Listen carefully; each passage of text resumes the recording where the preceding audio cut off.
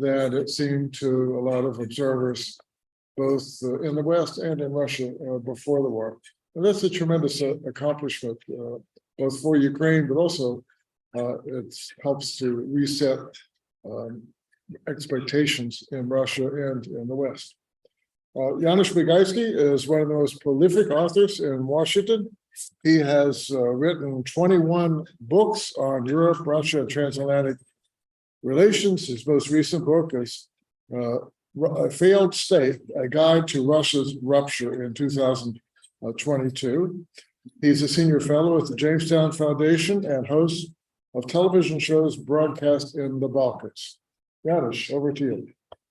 Okay, thank you, Bill, and thank you, Walter, again for organising the day, organising the event. It's always, and the good thing is you always give plenty of warning.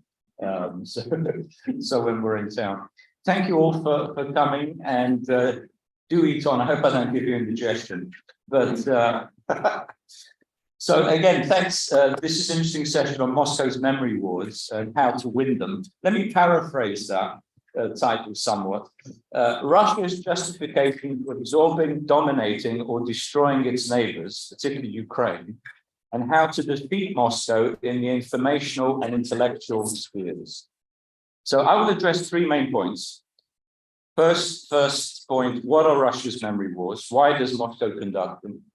Secondly, what impact do they have on neighbors and more broadly? And thirdly, how do we turn the tables on Russia's false memories, questionable narratives, and historical blank spots? So let me begin with the memory wars itself. What are they? I think one needs to go to the core of the problem, not just go to the superstructure. The core of the problem is that Russia has failed to develop either into a Ruski nation state, or an authentic multi-ethnic federation, or a civic democracy. It is stuck in a failed imperial experiment that perpetuates Moscow's mythology about Russia's greatness and uniqueness. In this Russian world, history is a flexible weapon that can erase events and people from memory and create false narratives about its own existence. History is constantly changed to suit the regime's requirements. And one thing I must say, we should stop simply blaming the communists for this practice. I mean, they were masters at it, but this is embedded in Russian historiography and culture over many generations and many centuries. It is not simply a question of weaponizing history and memory against adversaries. Above all, the purpose is to perpetuate the all-pervasive legend of a great Russian culture with a long history, a unique civilization. The term civilization is increasingly being used, even put in the last couple of days, in a strong and expanding state in which everyone should be happy to serve the rulers and in which Moscow's neighbors should be beholden to its avowed superiority. This, I would say, is the Muscovite equivalent of the, quote, white man's burden, the racist policy that undergirded European colonialism for so many generations.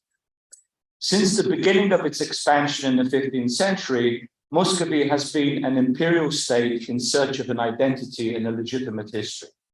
Russian identity, much like Soviet identity, is an imposed imperial construct. It was assembled principally through the erasure, amalgamation, and appropriation of the history and identity of neighbors, not to mention the Bulgarian alphabet and religion. Even the Rus stem of Russia is based on a historical heist. It is believed to be of Scandinavian origin and referred to the whole territory of Kievan Rus, in which Moscow was a minor periphery. Subsequently, through its military conquests and subjugation of neighbors, Muscovy monopolized the use of the word Ruski, inhabitant of the lands of Rus, and Rossiya, or Russia, which became the expanding empire, which was coined actually in the later part of the 14th century. This allowed Muscovy to claim the mantle of the only legitimate successor, as the only legitimate successor of Kievan Rus and all of its territories. And the rest is history.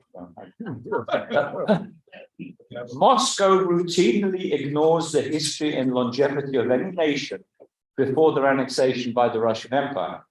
Appropriating and rewriting foreign history has been a key aspect of Russia's imperialist narratives. This is especially true about Ukraine, which Russia has sought to subjugate for centuries. I would actually add that it is remarkable that Ukraine has survived this onslaught for so many generations, given that for most of that time it had no complete and integrated state and no effective protectors or supporters outside of the Russian Empire, unlike countries like Poland. Russia has appropriated Ukrainian writers such as Gogol to depict them as representatives of classical Russian literature. It litters its conquered lands with monuments of allegedly great Russians, whether military or political leaders, cultural figures such as Pushkin, to symbolize the alleged superiority of Russian culture and to claim the land as Russian. Russia's Ministry of Education recently issued the new textbooks in Russia.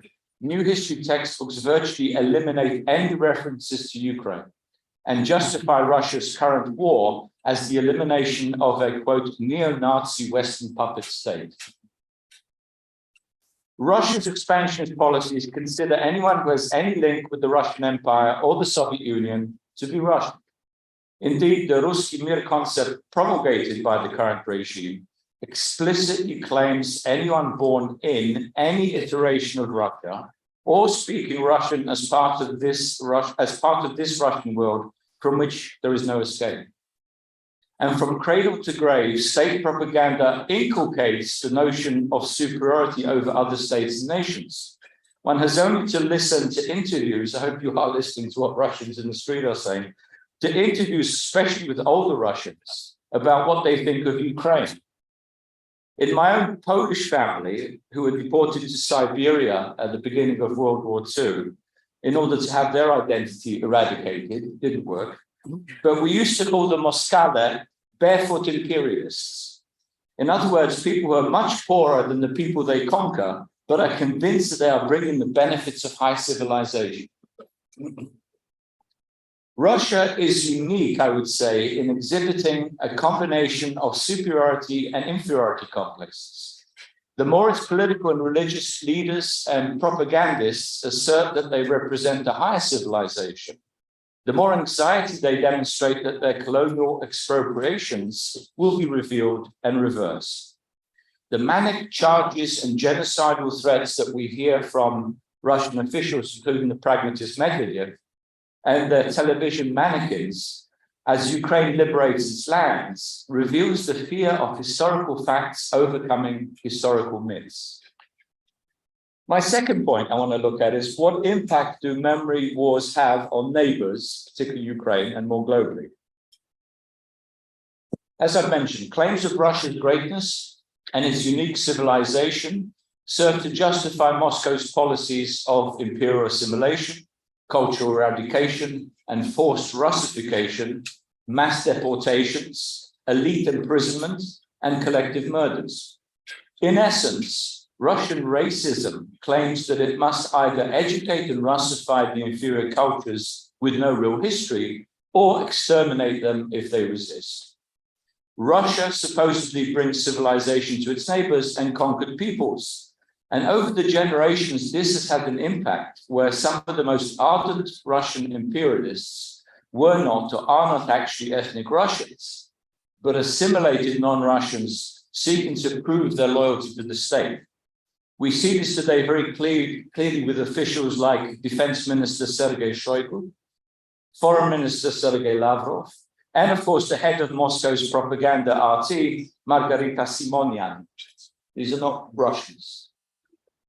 And unfortunately, this narrative is perpetuated by too many Western diplomats and academics who are driven by this bizarre compulsion to publicly express their love and admiration for Russian history and culture, without distinguishing between literature, music, or other expressive forms, and the mass culture and history of statism, colonialism, appropriation, cultural eradication of neighbors, which is also a core element of Russian society and culture. By failing to point out the negative and destructive underpinnings of Russian culture and history, foreigners serve to reinforce the arrogance of its rulers. Ukraine is now rejecting not only Russian conquest, but also Russia's destructive culture, or that part of it which is based essentially on racist foundations, and in which Ukrainians and other nations are depicted as inferior and as allegedly benefiting from the cultural, linguistic, and political Russification. Ukrainians discovering how deeply they have been penetrated by Russia.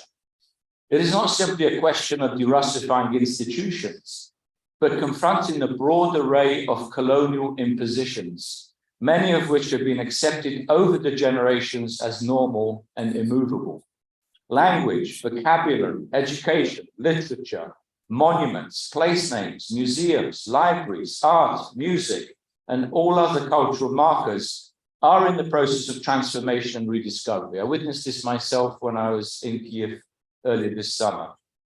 Shedding the imperial heritage, which has deeply impregnated and distorted Ukrainian identity, history, culture, and literature, will be a mission for several decades, but it has no reversals, given the mass resistance against intensified Muscovite attempts to eradicate Ukrainian identity and its history.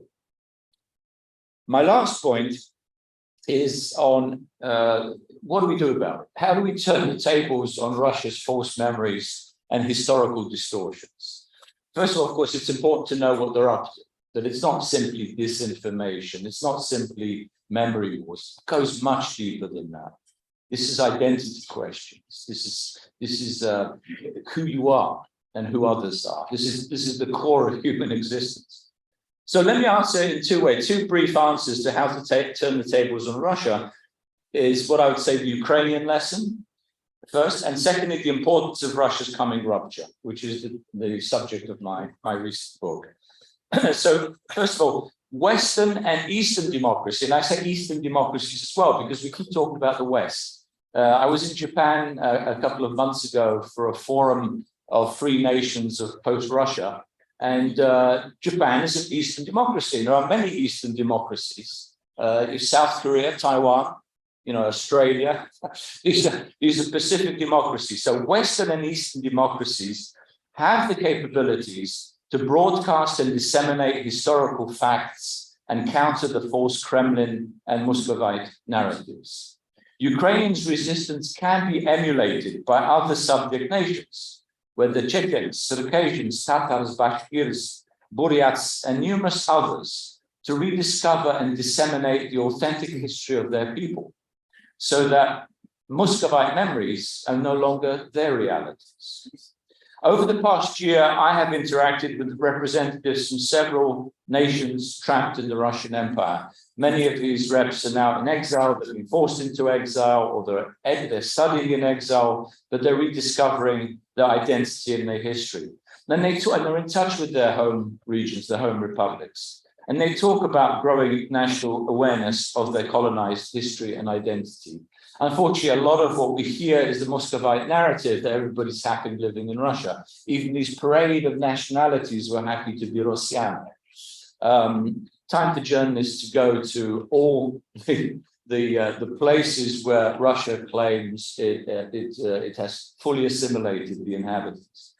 There is a similar process, I would say, underway in some of Russia's diverse regions, in Siberia and the Far East, where resentment is growing over the exploitation of local resources while the regional budgets are increasingly squeezed.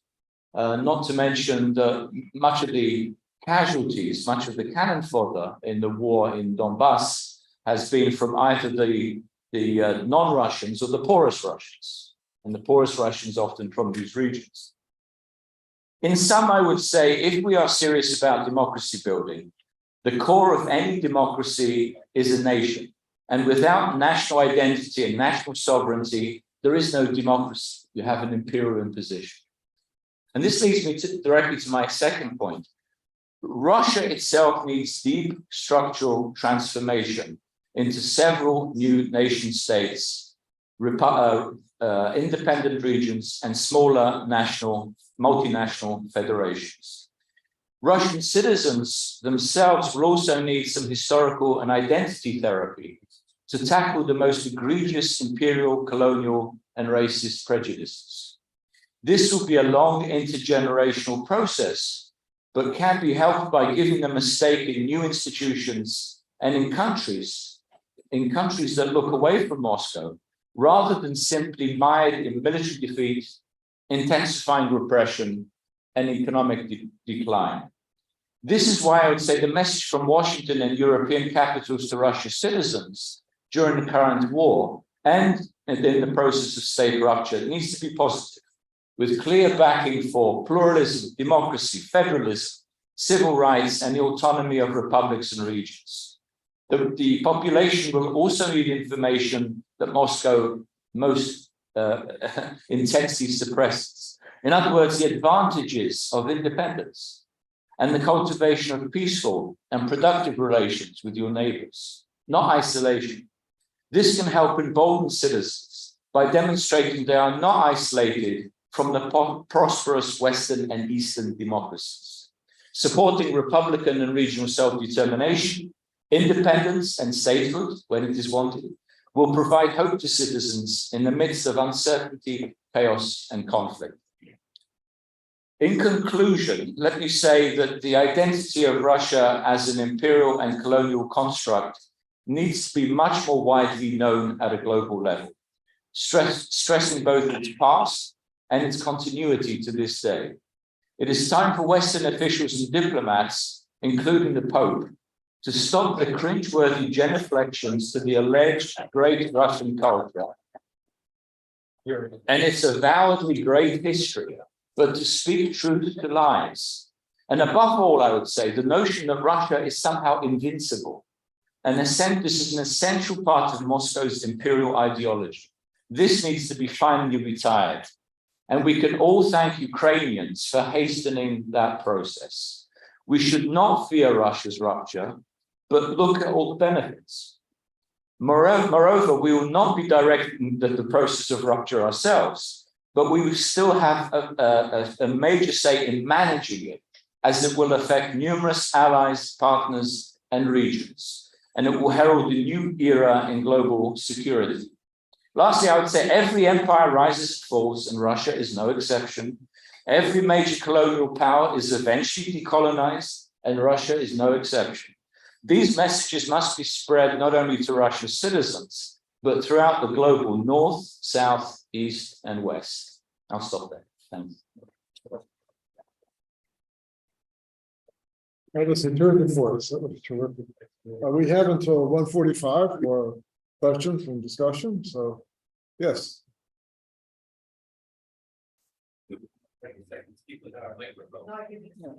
You need a microphone.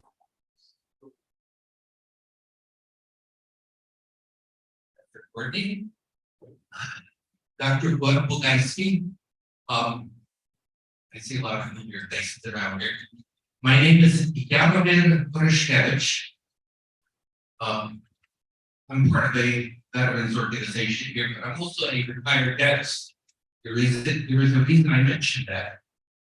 Back in the 80s, 2 individuals were released from the Soviet gulags.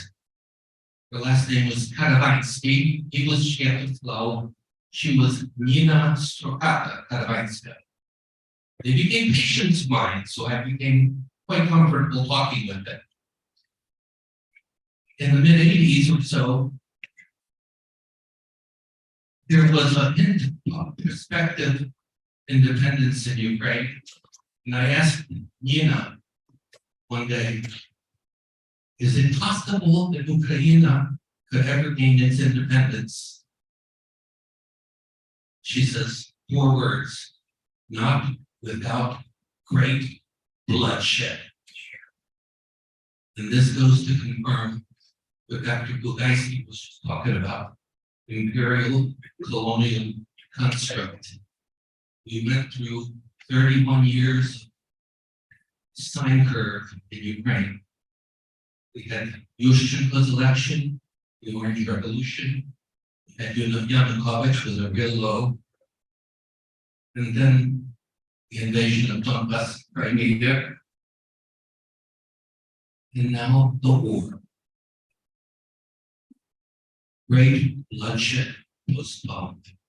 This has now done more to unite the Ukrainian population than anything else could have in the previous 30 years. And I'm thankful to God that I was alive to see him. I just turned 80. Thank you very much.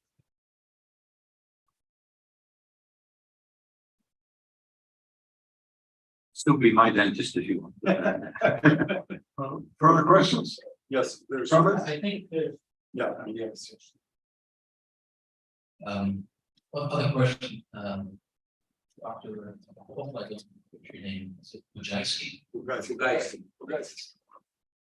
So you mentioned about getting the information and consuming information to the general public on how Russia has stolen Ukrainian history and how do we correct that.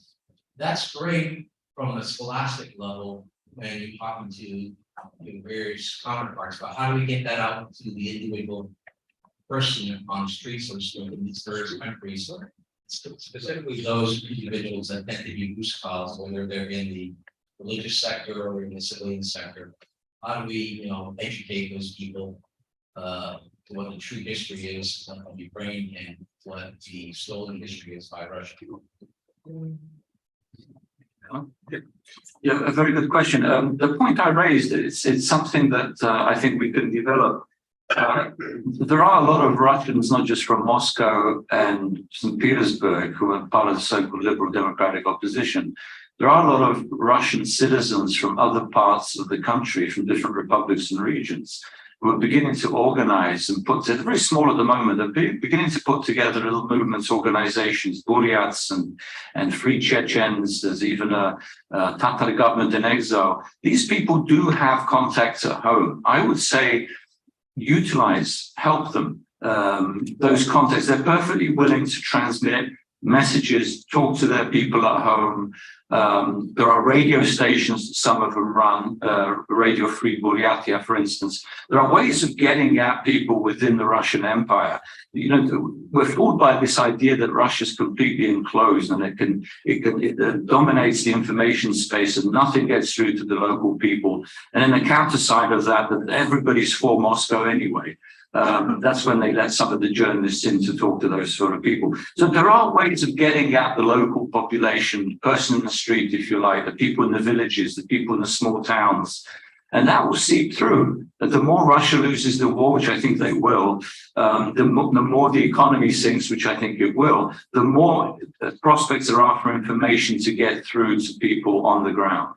And I'm not talking about Moscow and St. Petersburg here. Russia, as you know, is huge. But it's those territories that I think are going to be key for the future of the country. And also say some of the intellectuals, Sergei Plohi, Snyder, and Applebaum, have had a huge impact on audiences that read newspapers and books in terms of educating them about this. Other questions? Yes.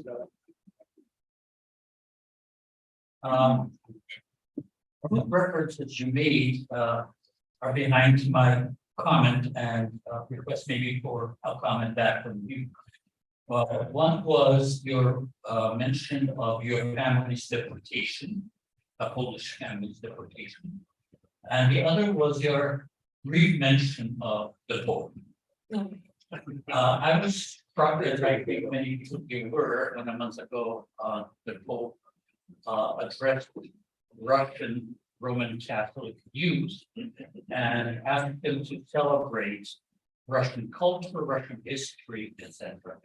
As most of us know, there is no such thing in history as Russian Roman Catholics. The Russians were Russian Orthodox. How did Roman Catholics enter Russia? It was by conquest, annexation, and deportation.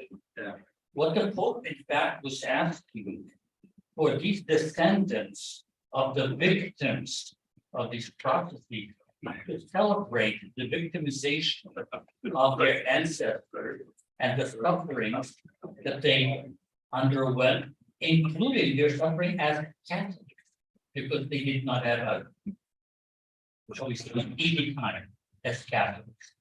But that leads me to another thought. That is, why would this Pope make such a reference? There were probably a number of reasons, but I think one of them is another historical memory. This Pope is a Jesuit. Yes. And the Jesuit order, which we know, was very powerful, very influential, to the extent that in the middle of the 18th century, the rulers, Catholic rulers of Europe, asked the Pope to disband them, which he did. He suppressed the order, but in order for this to be made effective, it had to be promulgated in the different countries. This was promulgated everywhere in Europe except in the Russian Empire, where Catherine refused to do it. So the Jesuit order remained active in the Russian Empire until its renewal elsewhere. I think it's a thesis, hypothesis, that the Jesuits have a special fondness for Russia as the country that saved their order from extinction. And that leads me to my final point, which is when we talk about memory wars, Ukrainian, Russian memory wars, this involves not only Ukrainian memories, historical memories, and Russian historical memories, but historical memories of other actors. And we should take that into account, whether it is the papacy, whether it is Turks, for example, or others. So we should broaden our sort of our net, casting our net in these memory wars to take this into account. Thank you. We'll take maybe two more questions, brief questions, hopefully, and then Janusz will have the last word. Yes. Steve, you mentioned the importance of encouraging imperial resistance to imperial conquest. Considering Russian-backed Serbian pressure on Kosovo, why hasn't Ukraine recognized Kosovo as a legitimate state? And what would you say to a Kosovar who supports Ukrainian independence? Okay, one more question. Yes.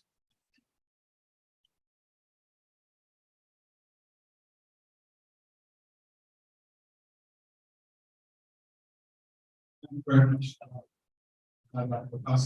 I'm very heartened that you traveled and you have experience traveling throughout almost and you have some experience with the other nations, the other non-Russian nations. My question is that during the Soviet Union, Soviet influence extended out in the entire Soviet Union. Everyone had a stake in the economy. There was central planning and it reached the entire Soviet Union. Everyone had something at least, no matter how monetary it was, at least had something from the central Soviet planning structure. After the break of the Soviet Union, with time, that entire structure pretty much evaporated, and the Soviet Union, Russia currently is an oligarchy. It's no longer has that chance in the Soviet Union. Consequently, those nations that are far flung out there are no longer being economic service. Now, the question is, those nations that you mentioned, which are non-Russian nations, have they been since the downfall of the Soviet Union? Have they been so independent now of any Russian influence that they are looking more favorably towards independence? Thanks for those questions. Maybe I'll start with the Kosovo one because I've been with Kosovo and Ukraine. I think Ukraine should recognize Kosovo, but I do understand why it's, let's say, hesitant to. Primarily, I would say because Kyiv does not want to be put in a position where it would be argued against them that why shouldn't we not recognize Crimea? In other words, this equation of Crimea with Kosovo, Crimea, Ukraine, Kosovo, Serbia. Of course, it's done in reverse because Kosovo became independent to prevent genocide. The Russians grabbed Crimea to commit genocide. That's a bit complicated for a lot of people to understand. It was a reverse process. And it was enforced. It wasn't the majority of the inhabitants at all that went for independence and tried to break from Crimea. It was an imposition from outside, very different to Kosovo. But I do understand why Ukraine hasn't up until now. I wish they would, because I think that would send a very strong signal also to Serbia. You mentioned Serbian position. Vučić met with Zelensky at the Athens summit recently, Balkan summit, on the sidelines. And one of the main reasons Vučić was boasting that he met with Zelensky was to try and convince him not to recognize Kosovo, claiming that this would then, all hell would break loose. Then, everybody would recognize Crimea also as independent. So, they push those buttons all the time, both in Belgrade and in Moscow, particularly in Belgrade. But I agree with you. I think Kosovo should be recognized. Second point about the aspirations of the non-Russian nations. I mean, look, if you look back during Yeltsin's time in the 1990s, dozens of republics and regions actually went and declared their sovereignty. They didn't go as far as Chechnya, which declared full independence. But they declared sovereignty. They wanted more freedom from Moscow. They wanted a genuine federal structure. Even some of these regional governors wanted more independence, more maneuverability, more legroom, more control over their resources, basically. That was suppressed under Putin. In fact, my book goes into detail how Putin eliminated all elements of federalism in the Russian Federation, which isn't only a federation by name. It's a centralized, authoritarian power vertical construct, which means that the rights of republics and regions are denied. Governors were appointed by the Senate. They used to have elections in Yeltsin's time. That's all gone. They even tried to merge some of these federal subjects, sometimes with resistance. There has been resistance, like in Komi and other places, against mergers with neighboring oblasts and krais. So, this process under Putin has gone into reverse.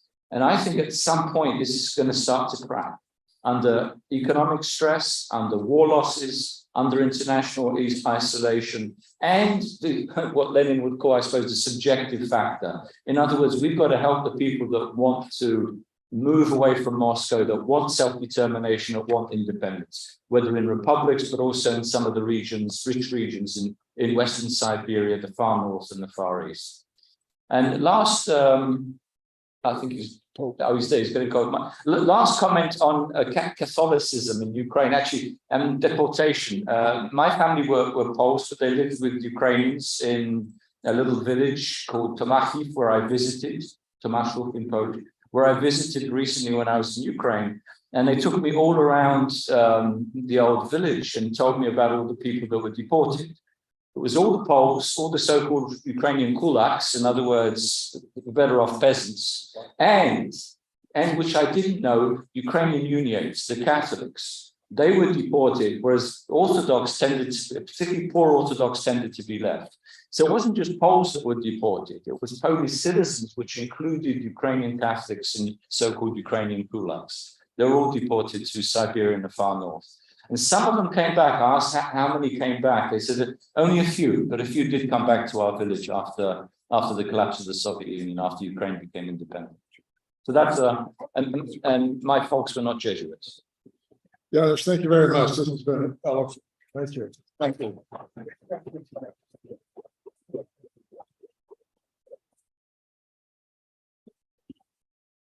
Actually, the question regards to Marguerite. I will. She's doing right. Janusz, Wesley, as always, Okay, sure. very, very grateful. Janusz, again, I think then that the wonderful thing that you've done, and you've done it over time, I probably would have, and I thought that maybe Professor Haidar would have mentioned it, and that is the thing that I thought maybe Professor Haidar might have mentioned in his little lecture on the Jesuits is also that the white guardist sort of element in American academia I was really struck, you were on that panel this last June. I was struck by the fact that Pani Kolomeitz, a wonderful woman that gave us that whole story on translation history. She's at Dartmouth in the Department of Russian Studies, even though she's doing 3 courses on Ukrainian. And I said to myself, that's going to be a problem for a while longer, isn't it? Yeah, the Russification here is. Yeah, the Russification here, yeah. All right, I'm really sorry about that. I just gave Ariel a little time because he had to catch for a call. But I'm going to now move on to the next panel very quickly. It's the Roundtable Plenary Session 3, and it's about carving a defined and valued place in the Euro-Atlantic community. And I've asked the moderator, Dr. Ariel Cohen, to take this particular panel as discussion leader because ironically, in the first conference we had, the first roundtable we had, he and Bo Janisic and Paula Dobryanska got a very provocative question in 2000. And that question was, would membership in EU and NATO ever be either viable or feasible?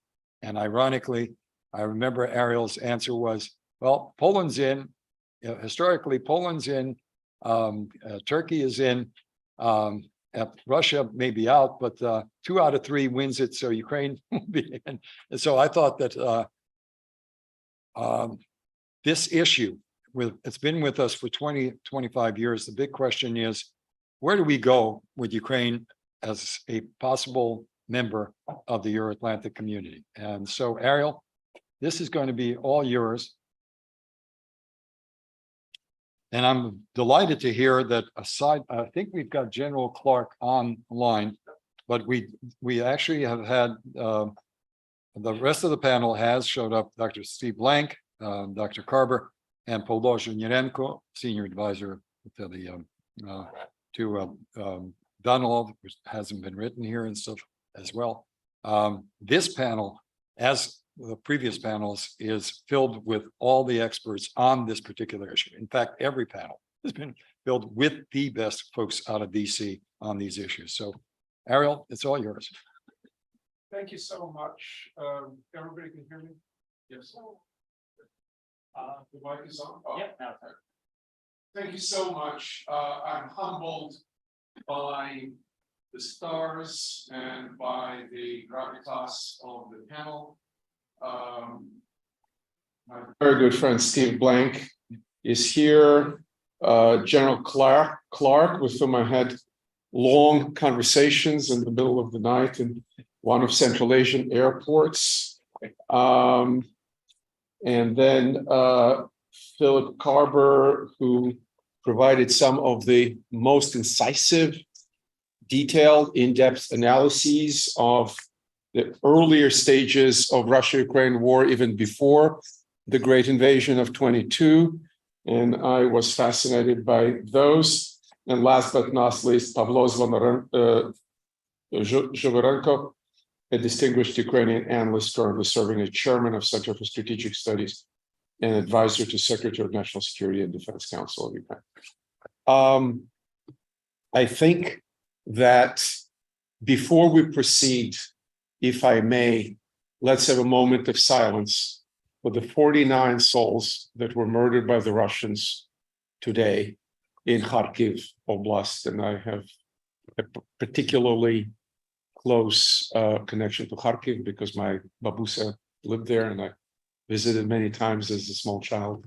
And I remember Kharkiv fondly.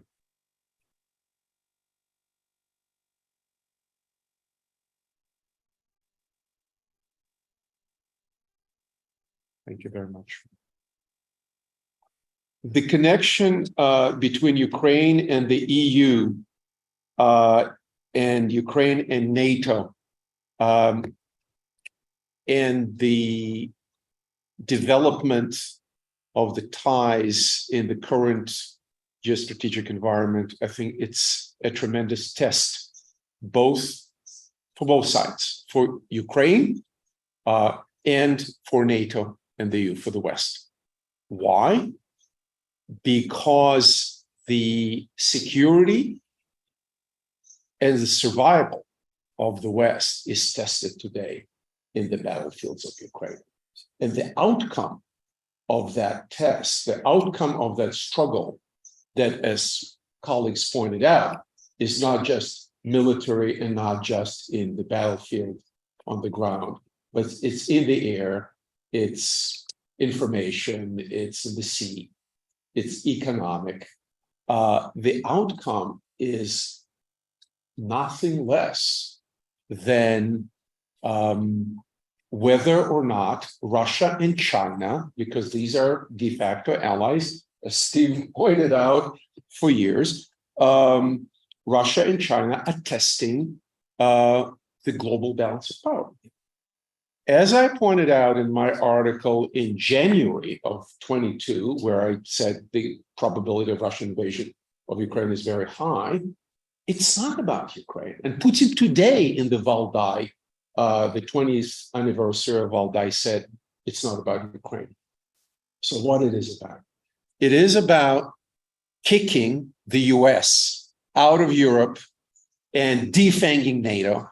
And the Russian ultimatum of the 17th December 21 was about going back to the status quo ante of 1997, I think, kicking all NATO military presence out of Central Europe. So everything before the NATO enlargement needed to be terminated, and Russia wanted to dictate how close our ships and airplanes can get to the borders of Russia to get Russia out of the range of any possible weapons on board of these ships and aircraft. On the other hand, for Ukraine to integrate into the EU and NATO, as the Ukrainian people repeatedly voted and in every poll said they wanted to be in the EU. And after 2014, thanks to Putin, they also want to be in NATO. For Ukraine to do that, very deep reforms need to take place. I think those who are opposing US assistance to Ukraine, as they say in New Jersey, over-exaggerating the issue of corruption. But it's real. Ukrainian government is doing a lot to address it and probably needs to do more. But this is on the table as a condition for Ukrainian further integration into the EU, as well as getting more military aid. For Ukraine, some of the demands of Europe, to me, right now, in the middle of the war, are strange. Why we need to talk about decarbonization right now? Maybe we should wait till the war is over and then talk about decarbonization. And as somebody who's doing sort of energy for a living, I can tell you that decarbonization is a pillar of faith in Western Europe, especially in Germany. And this is being imposed on Ukraine, which is in a different economic stage of its development versus Scandinavian countries and Germany, et cetera, et cetera. I think that integration with the EU is going to be extremely interesting and profitable for Ukraine, because the delegation of the EU foreign ministers was in Kiev pretty much as we speak, and the benefits for Ukraine are in tens of billions of dollars over a period of 7 years or so. So that is extremely important. The rule of law, of course, it's important. What else? I think Ukraine pretty much made its civilizational choice, and I'm looking forward to hearing from the panel how this can be translated into reality, both in the military dimension and in the sort of EU civilian and econ dimension. So shall we start with General Clark? Yep. General, Okay, take it away. thank you very much, Ariel. And can you see me okay? I've got kind of a We jury cannot rig. hear you, sir. You cannot hear me. Oh, that was good. Okay. General Clark? You can hear me. Hello? Okay, let's find out why. Yes? Can you hear me now? Oh. No, we don't. Can you hear me now? Yes, we can. Can you hear me now? Yes, sir. Okay. All right. So, right.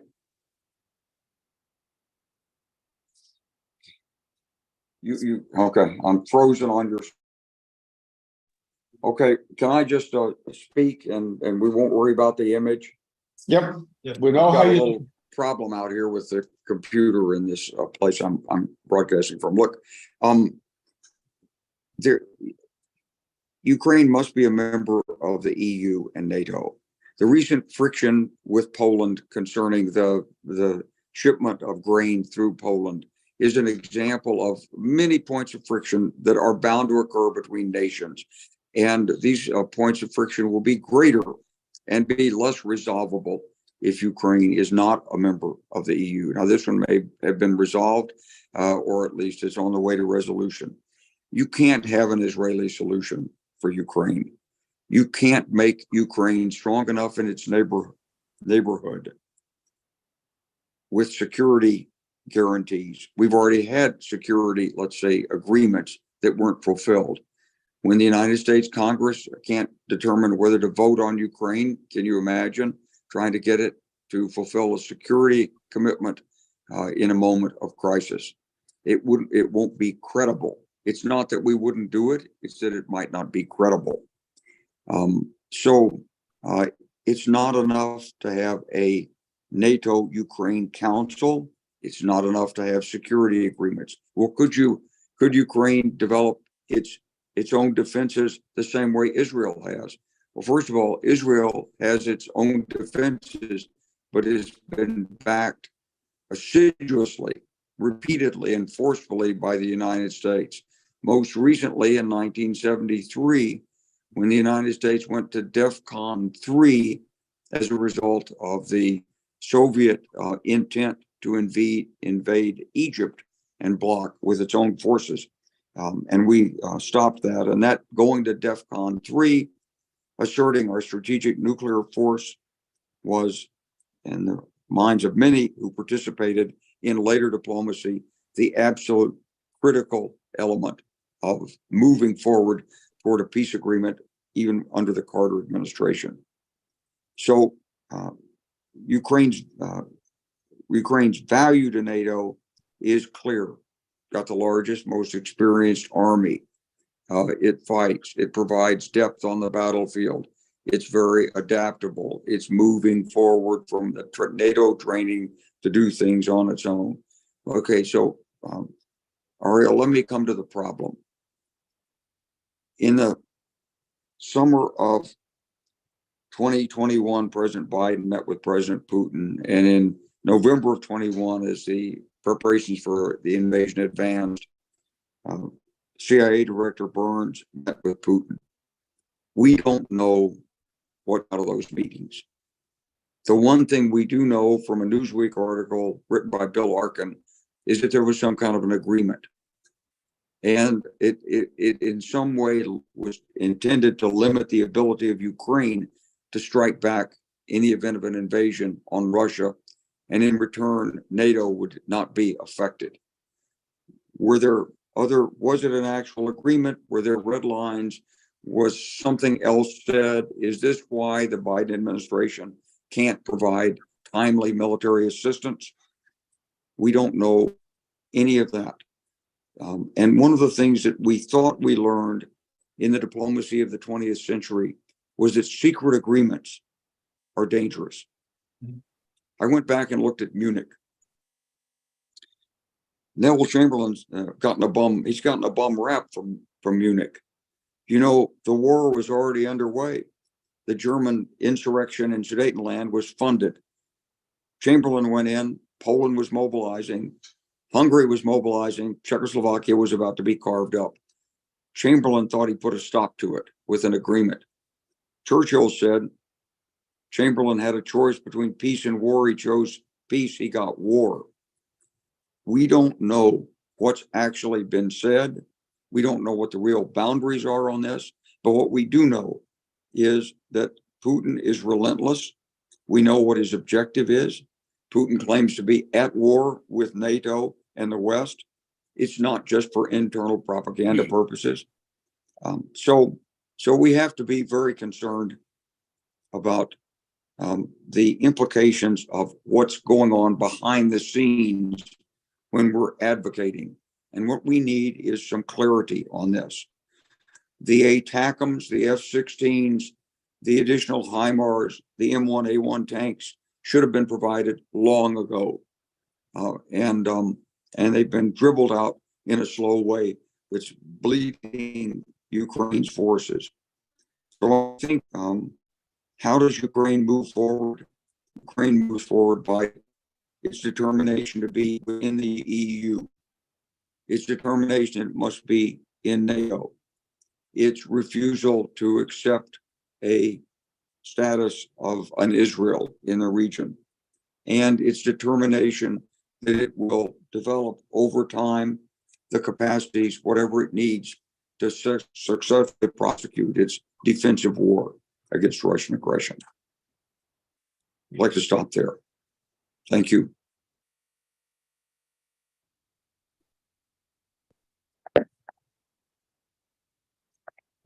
John Clark, please stay with the panel in case you want to react later on and also to answer questions.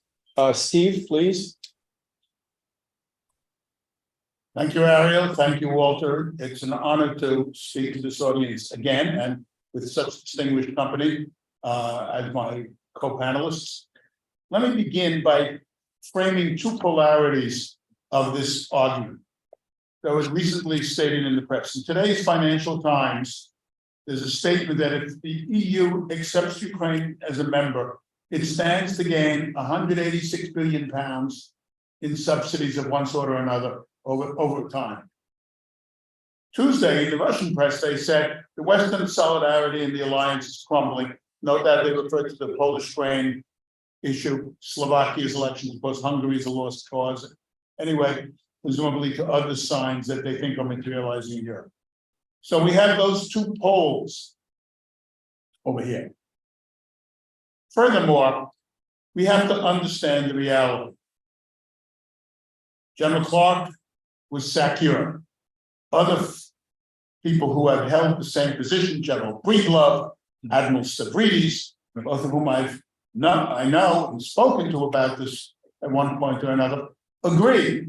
As a matter of fact, Admiral Stavridis said in print that when the Russians imposed this grain blockade a few months ago, that we ought to have armed NATO ships and air defenses and intelligence, all the things you need to have sea control, sailing into the Black Sea and preventing attacks on Ukrainian ranges. In other words, what you might call armed neutrality. This would be a particularly delicious outcome, since I think the first League of Armed Neutrality was sponsored by Catherine the Great in the 1770s in order to save the American Revolution from the British blockade. I really think we ought to retain the favor.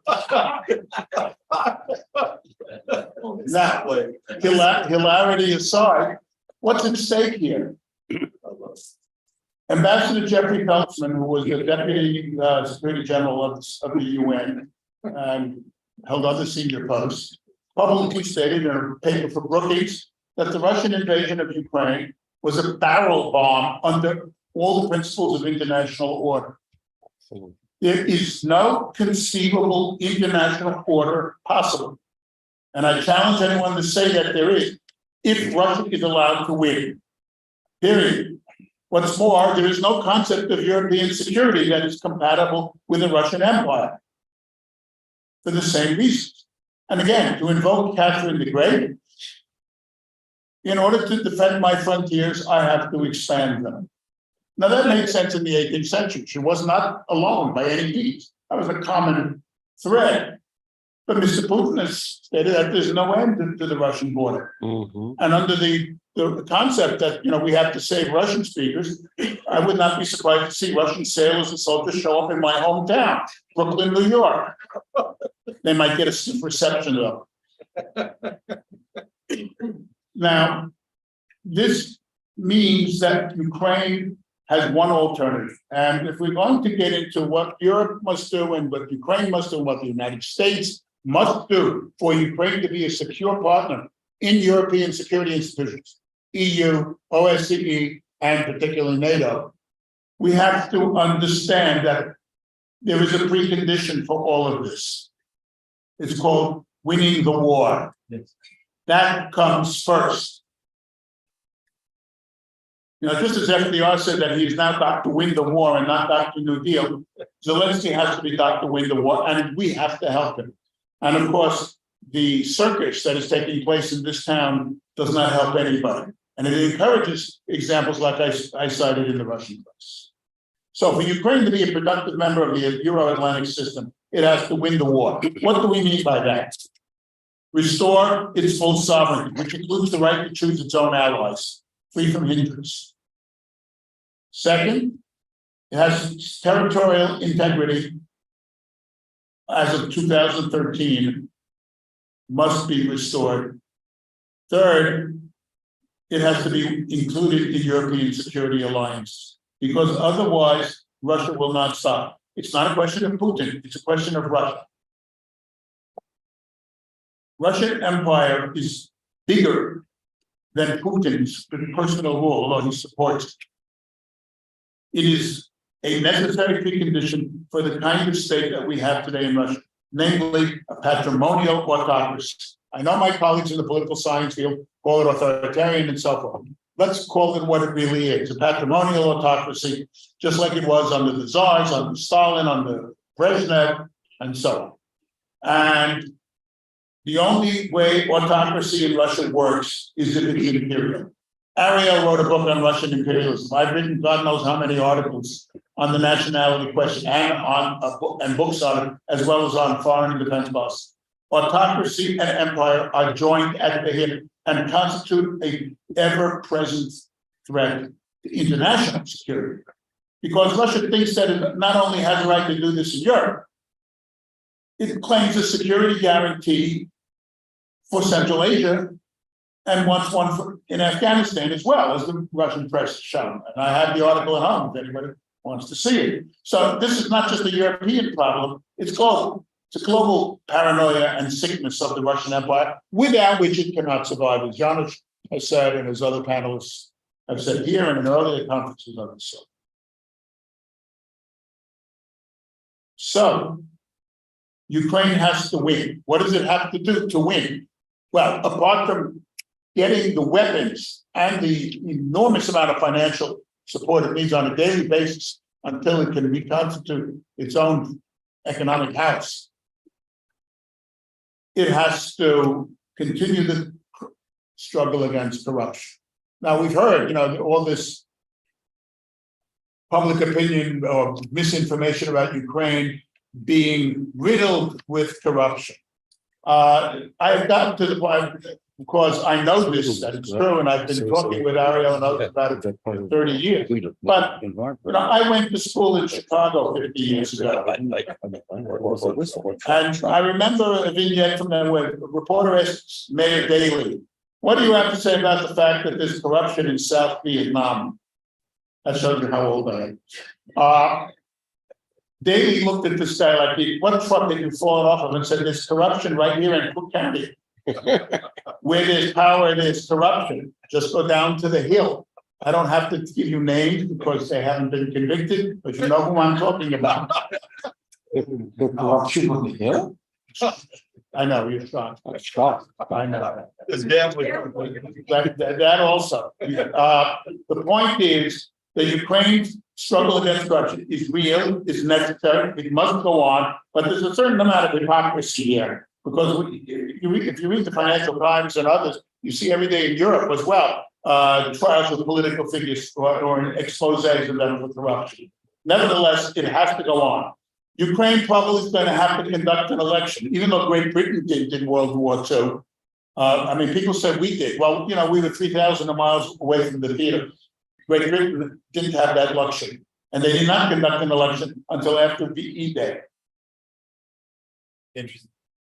And furthermore, Ukraine had to formulate and execute a strategy of tactical success leading to operational and ultimately strategic success. We're seeing this in the Black Sea. You know, I wrote a couple of weeks ago in The Hill that there's an argument made by the quote realists, misnomer if there ever was one, that Ukraine can't win. Well, they're winning in the naval battle. Without an. It's an astounding thing to anybody who studies military strategy, but it testifies to the corruption of the Russian military and its incompetence, but also to the fact that there is a strategy, there's an intelligence, and it's being executed whereby tactical success is leading to strategic success.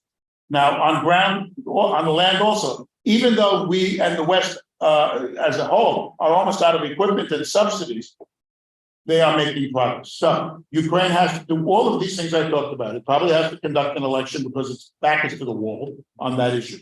It has to fight corruption, continue to reform, formulate and execute a winning strategy, and solidify itself as a democracy. What does Europe have to do?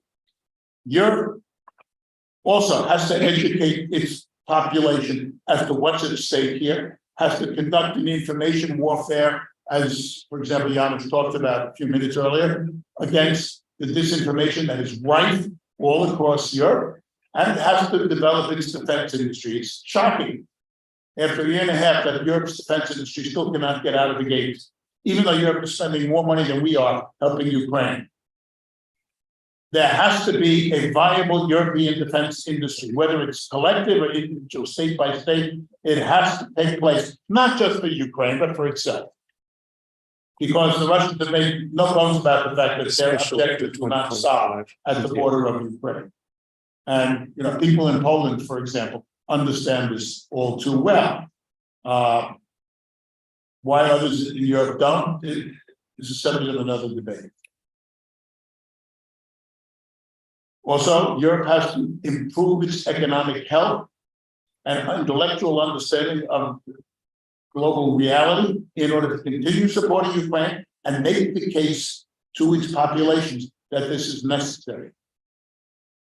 In that conjunction, what do we have to do? Well, as I've said many times, President Biden and his entire national security team need to be out there making speeches day after day, writing articles, communicating to the public why it is necessary to support Ukraine.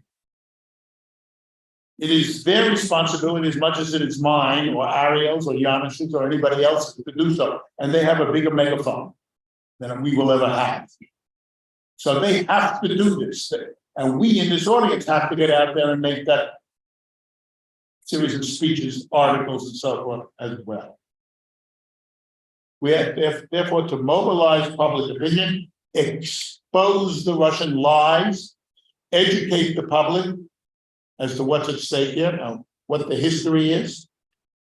We have to rebuild the economic foundations of our power in order to sustain a long-term defense industrial complex that is capable of supplying either ourselves or our allies in Europe and possibly in Asia with the equipment needed to do the job. As I've already talked about breaking the blockade. We can break the blockade through this armed neutrality without entering into hostilities, because the entire war and the blockade of the grain export is a violation of international law and the Montreux Treaty. We don't have to apologize for this. And maybe, as David Resnick said in an email this morning, the editor of the New Yorker, Remnick rather, said in the email, it is necessary that one of the U.S.'s implicit, if not explicit, objectives be regime change in Russia. even though I don't think that's something we can do. It's the only thing he thinks that will frighten Putin. Right.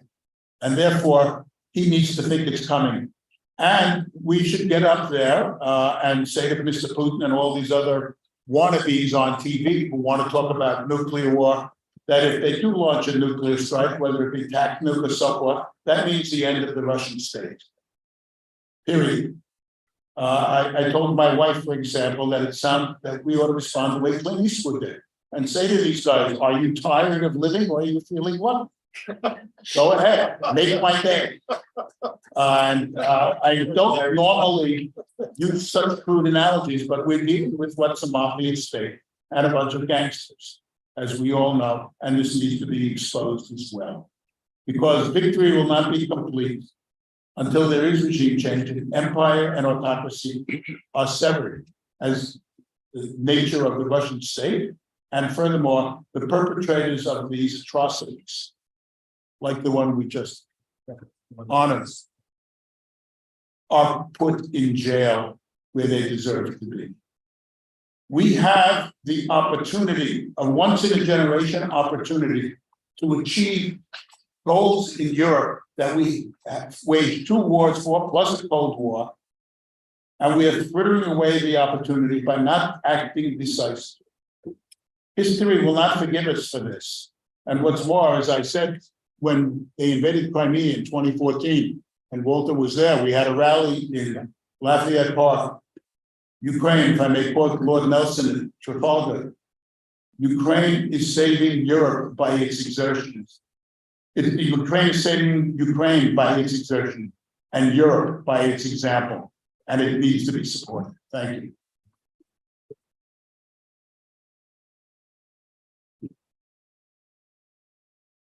Thank you, Steve. A lot of food for thought. I'll have maybe a couple of quick comments later, but now to Dr. Phil Karber, please. 2 very hard acts to follow. When Walter asked me to be on this panel, I was really a little bit confused in terms of what would I really have to add? What should I say? And then I saw a photograph. Would you put that up? And all of a sudden it was like an epiphany. And some of you may have seen this, but this is a meeting at NATO with President Zelensky. And what that photo struck me as numerous ways to interpret it. But on the one hand, you have an embattled commander-in-chief there at a cocktail party among a bunch of effete Europeans. On the other is the sense of isolation. And I think that to a certain extent, we haven't asked we asked the question a lot. What does Ukraine need? What should NATO give Ukraine? We haven't turned the question around and said and asked, what does Ukraine do for NATO? What does Ukraine do for NATO strategy? And for those in the US who doubt the value of aid to Ukraine, the next question is, if it's helping NATO, then to what extent does it also help us? So I was going to use that as the focus for my brief comments. General Bogdanov contacted me a couple of weeks into the war started in 2014, so I call it the invasion. But in early March of 22, and asked if General Cadeau, a Canadian 3-star retired, and I would do a series of reports. We did the report for NATO in the summer of 22 on what Ukraine needs for its counter offensive. It was delivered very early in the summer. In that, and we had very little pushback from NATO, by the way, in the NATO meeting with all NATO representatives. We begged that equipment be delivered by the end of summer. so that the Ukrainian momentum would not be lost.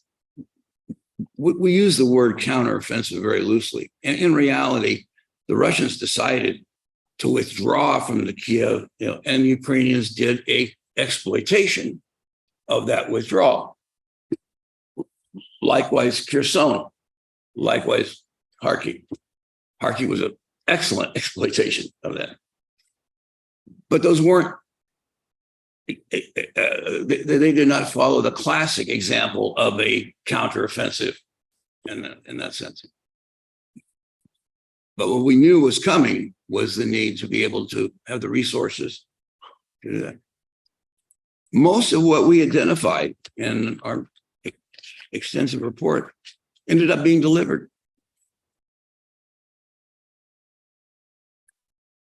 It was just too little, too late. So 8 months were lost. And even a demoralized army with raw recruits can hold defensive positions if they're very heavily dug in and supported by artillery and extensive minefield. The second report we were asked to do is this one. I did not bring enough copies for everybody. There's a sign-up sheet outside. If you would like, I'll be happy to send you a copy of it via email. And this report is focused on where goes Ukraine and NATO strategy. And so the question that we're trying to address in this report is the second aspect. What does Ukraine do for NATO? Next slide, Andrew, if you would. Albert Wohlstetter, the famous American strategist, used to have a number of favorite phrases, one of which was maximum ways to confuse ourselves. So one of the ways we confuse ourselves is we keep talking about Eastern Europe as NATO's flank. It's the strategic theater with 3 fronts. And every time we use the word flank, we are undermining our own logic. And those fronts, the northern, center, and southern, not only each one has a critical role for Western defense, but they actually cross-support each other. So the strategic significance of having Finland and Sweden in NATO is phenomenal because the contested area of the Baltic suddenly has become a dead zone for Russian activity. The Finns and Estonians can block the estuary going into St. Pete. The Swedish and the Polish air and naval forces can basically decimate any residual Russian naval forces or attempts to do landings. Sweden's alone, the air bases available in Sweden gives enormous strategic depth to the 3 Baltic states who neither had the resources nor the depth to be able to have a significant air and air capability. The impact of that is phenomenal. It also greatly assists the defense of Poland because now you have a powerful element on the northern flank that can monitor activities and mobilization inside Belarus. Down the south, Ukraine offers that same strategic contribution. It essentially allows one to deny the Russian dominance of the Black Sea, not only by taking away its bases, but also having NATO facilities in Ukraine. Some of you may remember in this room more years than I can't believe General Clark and I first went to Ukraine the last week of March in 2014. So in a few months, it's going to be 10 damn years. But a few years ago here, I raised the issue of Lend-Lease. And in fact, when General Clark and I gave our first report to Congress, and classified report, 3-hour closed session in July of 14, we raised the issue of Lend-Lease. Lend-Lease is a bargain. It's not a gift. The recipient receives weaponry in exchange for offering something. In the original case, it was the British offering bases in the Caribbean. Now, in the end, we forgave a lot of the financial aspect, but the concept is a quid pro quo. Okay. If Ukraine can get aid under Lend-Lease, what are they giving? What are they offering? They're offering NATO the ability to not only project its surveillance of air and naval assets in the Black Sea, but suddenly NATO forces can look and see the entire depth of what's going on in Belarus. So if the Russians are going to do what they plan to do in Zapad 17, which is move 4 armies into Belarus and attack the Baltics and move to the Vistula, you now see it coming. If you have NATO access to bases in Ukraine, you can be interdicting them. So all of a sudden now, the combination of that northern and the southern are strengthening the center. A center that as recently as 2 years ago was seriously threatened and felt isolated. That center itself takes on an even larger strategic role as not only a front, but the main resource center to support and link all the other fronts together. Germany in Cold War provided that front. France originally, and then later the Benelux provided the line of communication and support. Well, today, Poland has that double role that Germany did as the locus of the center, but also the key to linking flanks. For Ukraine to have a contribution to NATO strategy, NATO has to have a strategy. Next slide, please. I hate to disappoint you, but NATO does not have a military strategy today. The last strategy we had was MC 14/3. That stands for Military Committee Element. The third strategy NATO had developed called Flexible Response, adopted in '67, basically became it went out of business in 1990. There has been a lot of NATO rhetoric about, oh, we would do this, we're worried about things in the South, we're worried about international terrorism, now we're worried about it. There has not been a strategic, from the political element, from the political agreement, guidance to the military committee to actually articulate the requirements for a strategy and then have that handed to SACEUR and the NATO commanders to put their contingency planning together. It does not exist today. It should. It needs to. What might that look like? Well, the original flexible response strategy had 3 components. Direct defense. Direct defense is the ability for the countries in the front line to be able to have sufficient warning so that they can, and a screening force, so they can provide an initial resistance to aggression. And then the ability for the rest of the alliance to bring in substantial reinforcements so that they're not fighting that conflict alone. Deliberate escalation. In the Cold War, because the Russian superiority in conventional forces was so perceived to be so high, and they had such heavy forward deployed forces in Eastern Europe, the feeling was that we needed to be the ones to initiate nuclear fire to offset that. Today, it's the reverse. We have no military advantage to initiate nuclear weapons. None. general nuclear response or general response was that the commitment, particularly of the United States strategic forces, so that if war was going back, nuclear weapons are going back and forth in Europe, it wouldn't end up with Europe as a dead zone and the United States sitting in the Soviet Union end up not being hit. So it was a commitment of American power. So what's interesting today is we have the opportunity with Ukraine and Sweden and NATO to actually have a very, very powerful forward defense and a linkage of all three centers of gravity and not have to depend on nuclear weapons.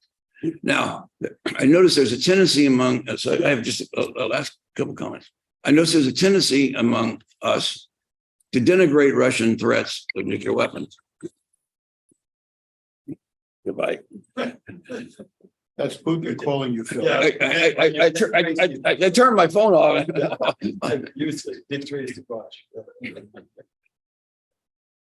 We need to be very careful because Russia has an enormous superiority in tactical and theater weapons. And as we've seen in the extensive use of Iskander and Kalibr cruise missiles and the air delivered missiles, all of which are nuclear capable, all of which are capable of carrying nuclear weapons. They had a much larger inventory of missiles than we ever thought possible. They have 2,000 nuclear warheads. NATO has 200. Those 200 are essentially organized around 5 air bases. The Russians, to be delivered by 30 or 40 certified NATO strike aircraft. The symmetry is enormous. Now, I tend to agree that the Russians have a lot to lose, but we need to be very careful about presuming that at some point they don't see that asymmetry as being useful. We have not modernized NATO's nuclear posture since the end of the Cold War. We have not focused on the reality that those weapons, nuclear weapons, have not been uninvented. And both the Russians and the Chinese have been developing a whole new generation of low-yield tactical nuclear weapons, which are, quote, more usable. Okay, in conclusion, I'm sorry, I'm off, but 3 last comments. I have sort of a lesson from Thucydides, which is reinforced by everybody from Machiavelli to Sun Tzu. Democracies don't do well in long wars. You either lose the long war, or you lose the democracy, or you lose both. This idea that we, supporters of Ukraine, should accept the idea that this war is going to go on to 2026, which is becoming a popular number now. It needs to be absolutely unacceptable. Second, when we talk to American politicians, we need to point out,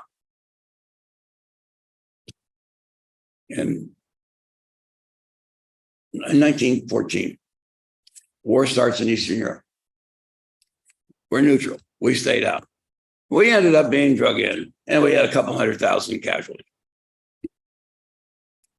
30s. Aggressive Germany. We decided to be neutral. In the end, we got drugged in. 450,000. Japan. We won the Cold War and brought NATO to Eastern Europe. That was not a military threat to Russia. The forces in Eastern Europe, as they joined NATO, went down by 65% to 1/3 the level they had been before. It was a political threat to anybody who would have the ambition of having an imperial domain. Lastly, I think Ukraine needs to be careful. Assuming they're going into this election, it is untoward, self-defeating for political reasons to have people attacking, for example, a potential rival for presidency in the sense of the General Zaluzny. And there is a political effort already going on, and it has to stop. And American friends of Ukraine need to say, cut it out. Likewise, having, this is personal, I see the sign, 1 minute, if you'll permit me. I was involved in trying to get the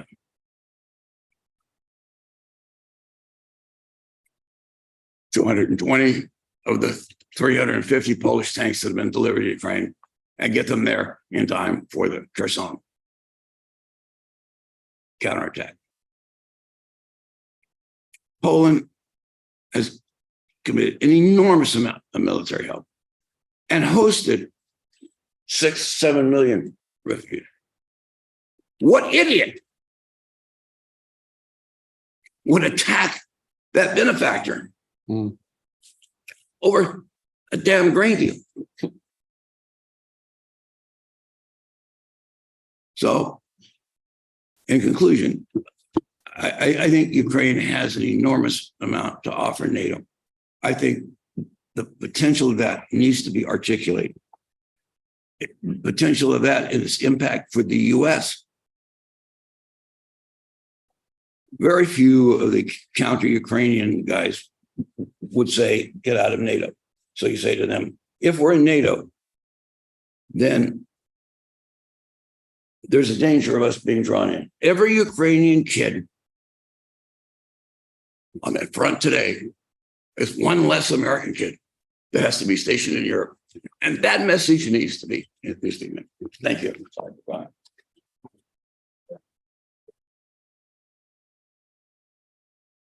And thank you very much. Last but not least, Pavlo Zhovnirenko.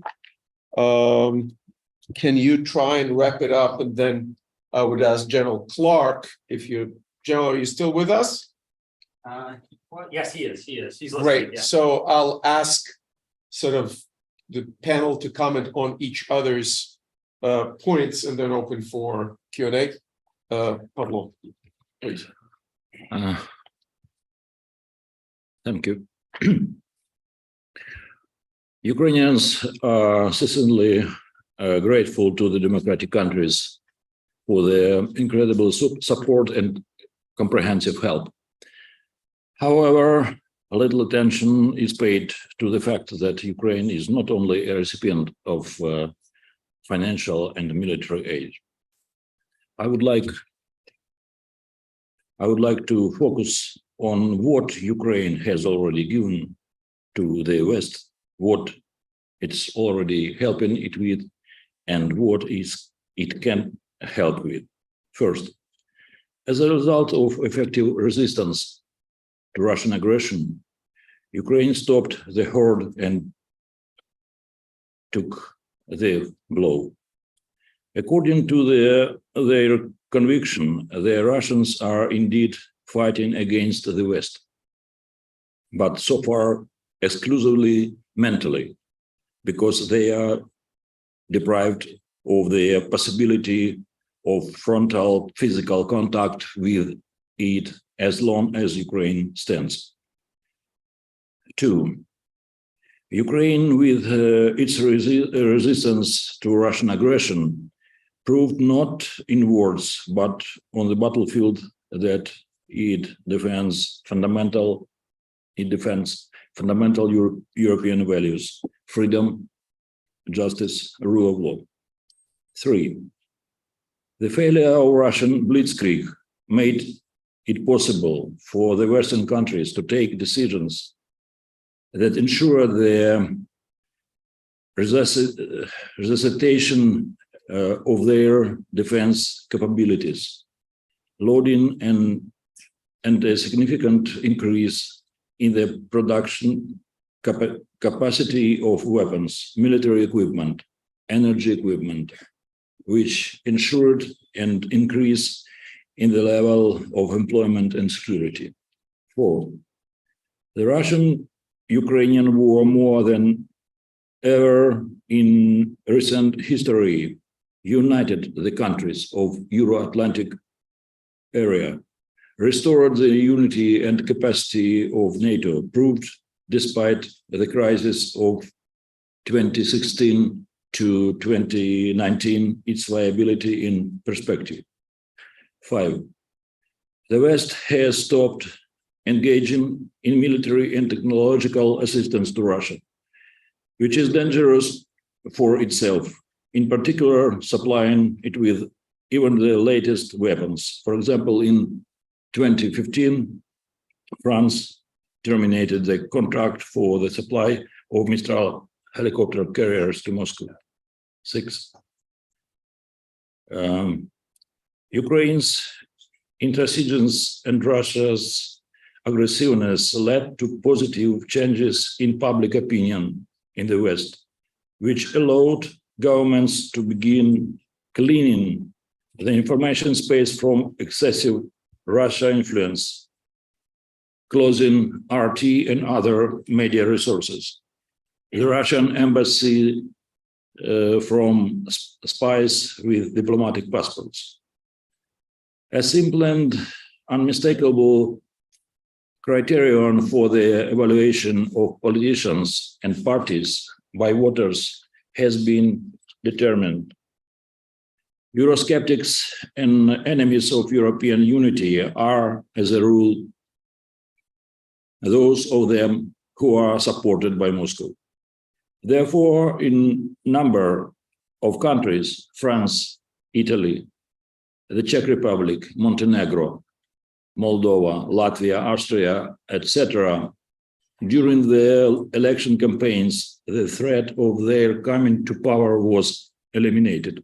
The result of all this was both the stabilization of societies in the West and the strengthening of its sustainability. 7.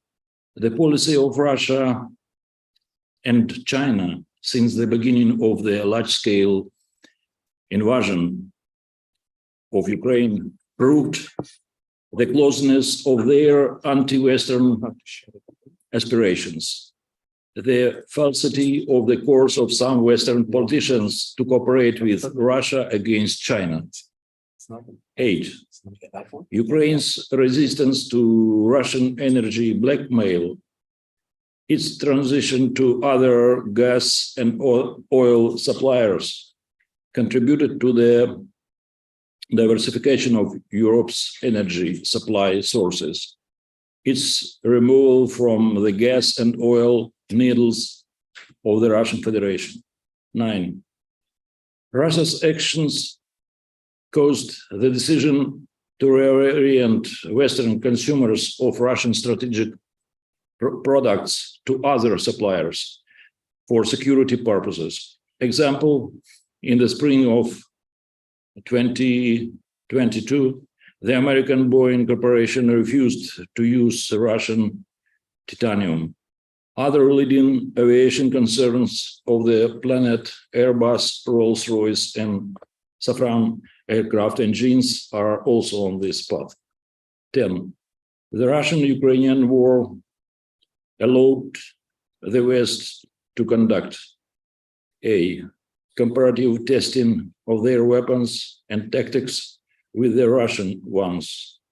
Their improvement based on the experience of real battles with the Russian army without the participation of their own military personnel and accordingly without human losses on their part. B. Adoption of new combat tactics developed and successfully implemented by the Ukrainian armed forces. C. Approbation of logistical support projects for NATO's eastern flank in conditions of a real war with the Russian Federation. 11. In July 2016, at the Warsaw NATO summit, the Ukraine NATO platform was countering hybrid warfare was introduced, which provides a mechanism for more effective detection of hybrid threats and development of the ability to identify vulnerabilities and strengthen the resilience of states and societies. 12. NATO especially noted Ukraine's contribution to the Dexter program aimed at development and integrated system for detecting explosives and firearms in public places. 13. Ukraine's victory in the war with Russia will open the way to solving two important security issues of the United States and the West as a whole: preserving the system of international law, in particular the inviolability of the principles of state sovereignty and territorial integrity, agreements on the non-proliferation of nuclear weapons, diversification of sources of supply of strategically important products, namely maximum possible replacement of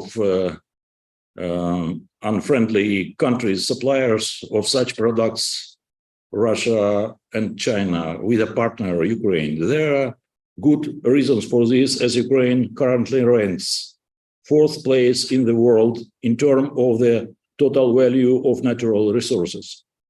1st place in Europe for reserves of uranium ores. 2nd place in Europe, 10th place in the world in terms of titanium ore reserves.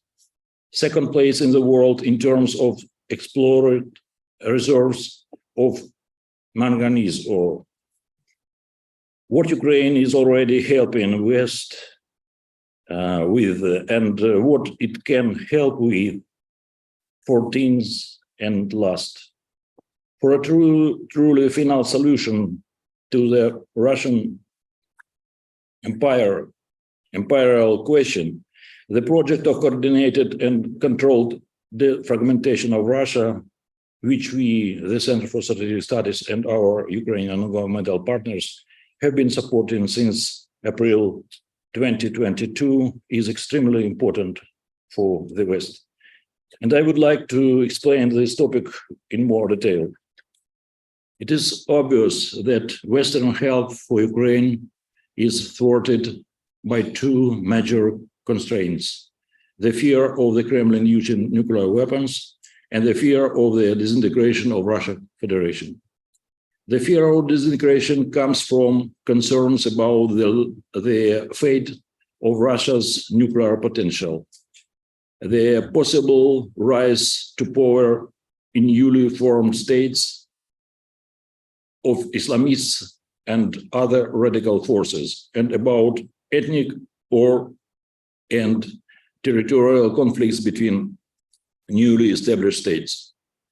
These fears are constantly and successfully fueled both by Kremlin and by anti-Putin, so-called Moscow-Petersburg opposition groups, Russia to the Future, Free Russia Forum, Open Russia, and Free Russia. Western policy toward Russia relies on reacting to Moscow actions. It consists of refraining from action that the Kremlin could interpret as a direct attack and thereby as a pretext for military conflict between Russia and the West, or as an existential threat to Russia that would be manipulated by the Kremlin to justify the use of nuclear weapons. This policy gives Moscow the strategic upper hand, which it exploits through the extensive use of nuclear blackmail. it also inevitably leads to one of two dire outcomes: either Western loss of world leadership arising from humiliating concessions to Russia, or Moscow use of nuclear weapons. Both outcomes would be catastrophic for the free world. Moreover, Western Russia policy fails to take into account new realities in Russia and its immigrant communities since large-scale invasion. In addition to above-mentioned opposition groups who aim to replace Putin with a democratic leader, the ethnic and national groups with anti-imperial objectives have emerged.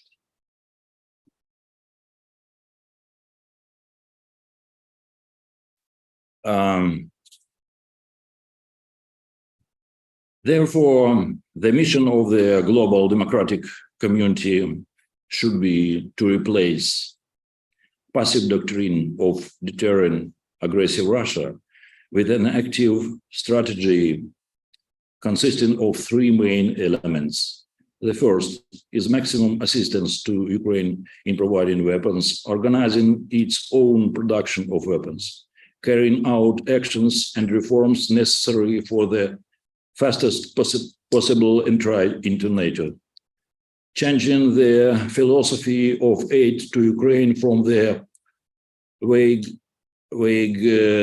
thesis, we will help Ukraine as much as necessary, to the clear principle, we will help Ukraine as much as it is necessary for our joint victory.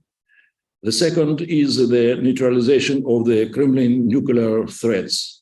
They cannot be treated lightly, because the nuclear gun has already been brought to the global political stage by Putin.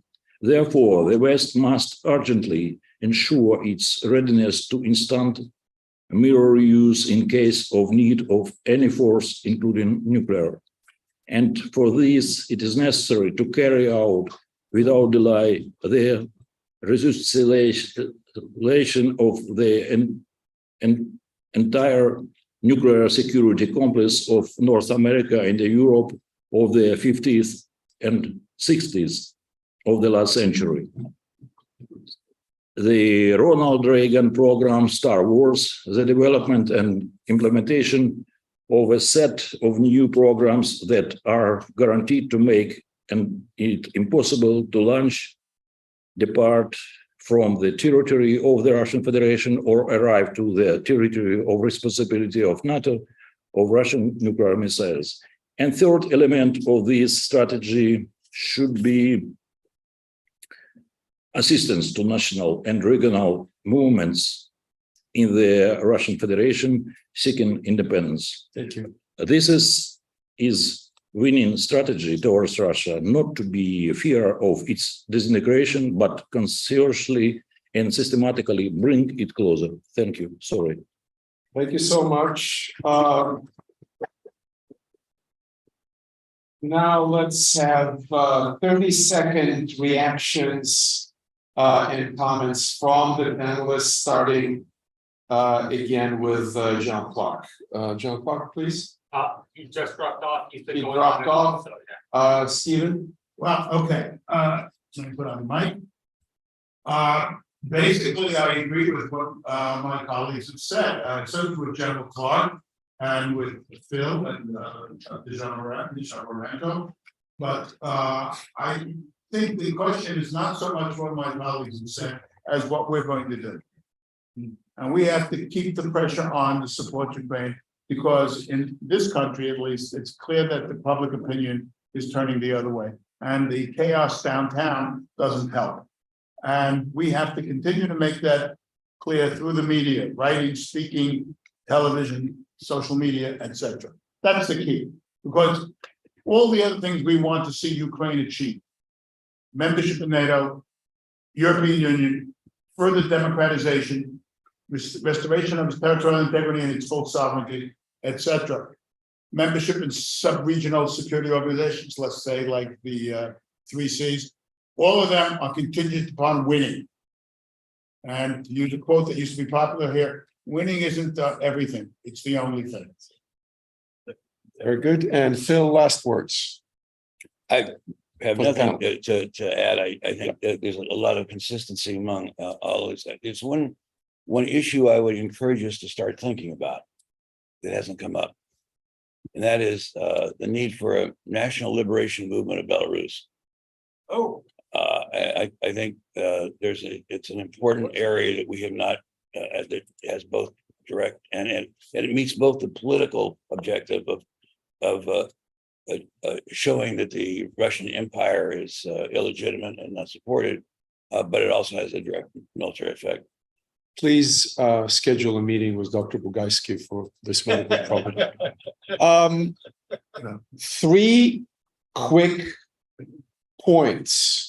One, the West, Europe, and the US, as we saw the reports scraping the bottoms of our arsenals and the proverbial bottom of the barrel in terms of arms supply. We saw what Poland said. We need to help Ukraine to stand up urgently a military-industrial complex that can address the current demand in simple things, shells, simple rocketry for multiple rocket launchers. Also, things like as a former Army medic, all the medical supplies can be produced locally. This is simple. This is not high tech. So, to the extent Ukraine can ramp up its military production, that's absolutely vital. 2, our domestic challenge is the far right at this moment. The far right, and the far left. I tweeted, it's at Dr_Ariel_Cohen, who was plugging their Twitter, Glenn. I tweeted yesterday with great enjoyment and gusto the picture of Margaret Taylor Greene with code pink. That's all you need to know of who is against our support of freedom in Ukraine. But the acute problem today is the hard right, both here and in Europe.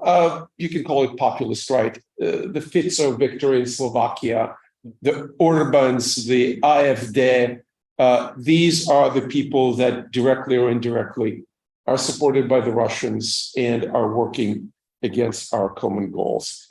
And finally, the failure of Armenia to stand up to Azerbaijan's offensive, and I'm not taking sides here, is also the failure of the Armenian diaspora, as I just wrote in the recent article in The Hill. It's a failure of the Armenian diaspora, despite decades of efforts and tens of millions of dollars spent on lobbying here in Washington, in France, in Russia, and elsewhere to support the mothership. We need to learn from that as well. Thank you so much. And wait. Now we're open it for discussion for 10 minutes, right? And yes. And we're on time. And General Clark will get back to you because right now in the middle of it, you're not going to believe it. He says, I'm coming back to the panel. I just got called by CNN. I got to do 5 minutes and I'll be back. So at some point we'll have General Clark. Can you please introduce yourself, state your affiliation, and keep it to 20 seconds question? Okay.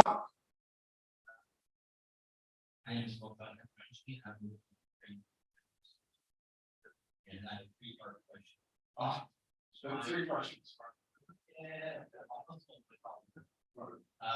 It's my impression that there is a desire on the left not to have Russia. Is that maybe in the future, Russia possibly offset counterbalance China in this stage. 2, the second part of the question is when Ukraine defeats Russia, what effect would that have on the balance of power in the world and the balance of power in Europe? And finally, three, what does that strategic victory look like for Ukraine? Okay, Steve, quick, okay, three quick answers. One, there is certainly sentiment in Europe and in the United States that Russia should not, quote, be humiliated, because Russia is a great power and we need to have it. Its true vocation is in Europe, and Russia ultimately will return to Europe. Maybe implicitly it's against China. I think that's nonsense. We're not going to get anywhere with European security until the nexus between autocracy and empire is broken. Further, Phil is right. If you have a Ukrainian victory, the implications of that, and it's not something we're going to do, the implications inside Russia and Belarus are extraordinarily dangerous for both Lukashenko and for Putin, because defeat in war is death to these kind of rulerships. I don't know what would eventuate Russia, but that's it. So Russia's future is up in the air. And nobody can answer that. And the rest of the other two questions are in a sense immaterial to that. China, we are striking at China because, as Sun Tzu said, we are undermining its ally and putting doubts in its mind as to Russia's utility, not reliability, but utility as an ally. Bill and Pavlo, real quick. At the end of the Cold War, I ran the only U.S. effort to interview Russian general officers on their views of the Cold War. So I got to know a number of these generals. A few years ago, I was talking to them, and including the former chief of the general staff of the rocket forces.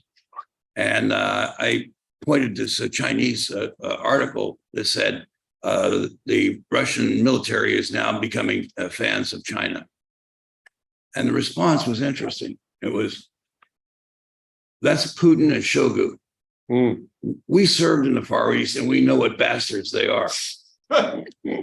So I think in the military sense, on the other hand, the strategic linkage between Russia and China, don't underestimate it. And it did not start in January of 2022. It's been going on since at least 2017, and at least as a military alliance. Yeah. Pavlo, 30 seconds. I said enough. I said enough extra time, so. Okay. All right. Next question. Maybe hold on. If we get a translate, he's one of. Or do you think you said? We could have a translate. Any more questions? Yes, doctor.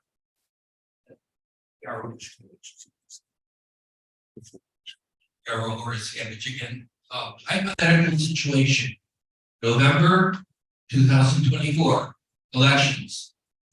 We elect a bilateral House Senate that is favorable to aid to Ukraine. We elect a president who has announced that he would negotiate an end to the war. What happens to aid to Ukraine? I will push that line of thinking even further.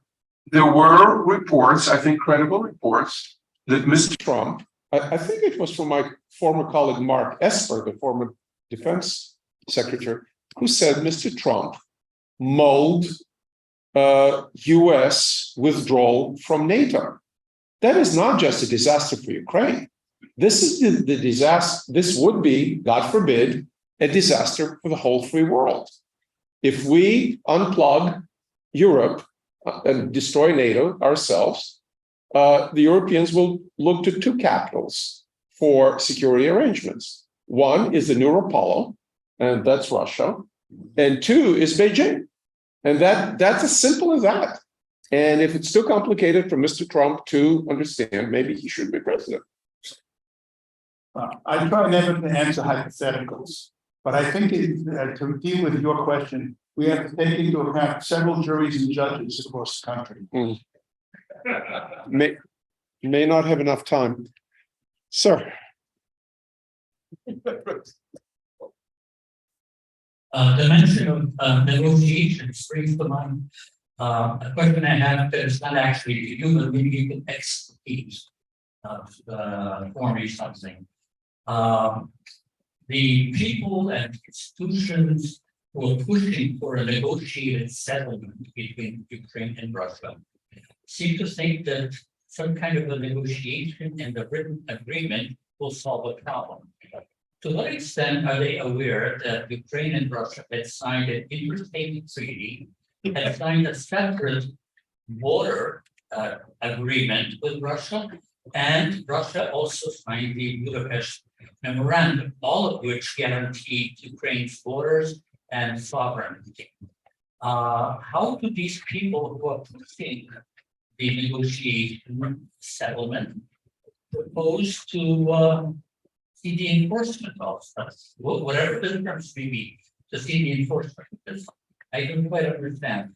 Well, I would add that people who are talking about some kind of a settlement between Ukraine and Russia now, as a rule, do not distinguish between two very different notions in international law and in the law of war. They do not distinguish between a ceasefire or an armistice on the one hand and a peace treaty on the other hand. And without a real peace treaty, there will be no lifting of sanctions, or at least I hope so. What you're describing is an acute case of do not interfere with your facts into my beautiful theory. And I'll leave it at that. Phil? They don't give a damn about the outcome or about enforcement. It's temporary. You get to stop now and say, oh, that's not realistic. Well, what about our negotiations to end the Vietnam War? Did that work out well? No. What about half the agreements we made with, in Afghanistan? Yep. No. The crowd that wants to get out, and they don't really care about the consequences. Luca, my colleagues are absolutely right. And from my experience, I had to read most of these people over and over again. First of all, they don't know what they're talking about. I have to defend the honor of my graduate school against Mearsheimer, among others. But second, they don't even address that issue. I mean, I've counted 8 international treaties, 8 that the Russians have broken by invading Ukraine, in support of a doctrine that goes back to Peter the Great and Catherine the Great, that is the Ruski Mir kind of nonsense, Stalin in 1939 in Poland, and of course, Hitler. And that never seems to enter into their calculations. And I can tell you, as an old history professor, that distresses me.